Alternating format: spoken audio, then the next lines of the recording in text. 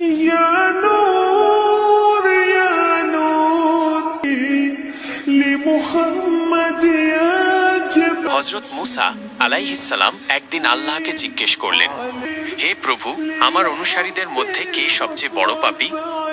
বললেন, যে ব্যক্তি সর্বপ্রথম এই পথ অতিক্রম করবে সে ব্যক্তিই হবে তোমার অনুসারীদের মধ্যে সবচেয়ে বড় পাপী। আল্লাহর কথা মতো হযরত মুসা আলাইহিস সালাম বসে দেখতে লাগলেন।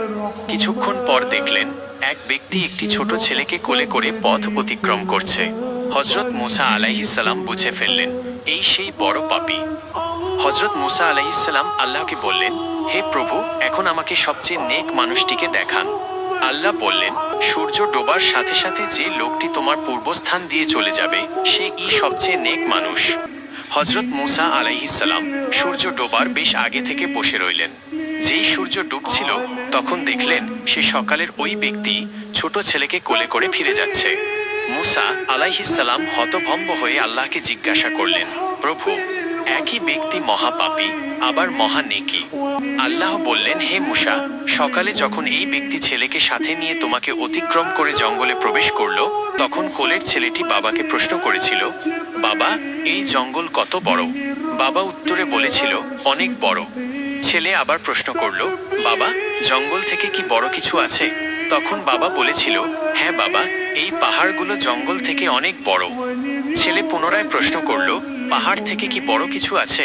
বাবা বলল, আছে, এই আকাশ। ছেলে আবার প্রশ্ন করল, আকাশ থেকে কি বড় কিছু আছে?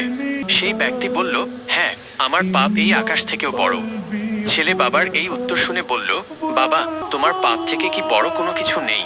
তখন বাবাটি চিৎকার দিয়ে ছেলেটিকে জড়িয়ে ধরে কাঁদতে কাঁদতে বলল, আমার পাপ থেকেও অনেক অনেক বড় আমার আল্লাহর রহমত।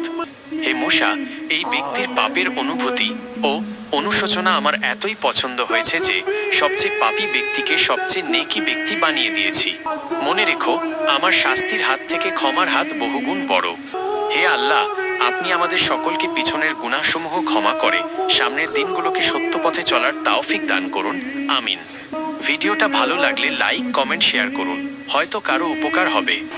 নতুন হলে সাবস্ক্রাইব করে পাশে থাকুন। দেখা হবে পরের ভিডিওতে।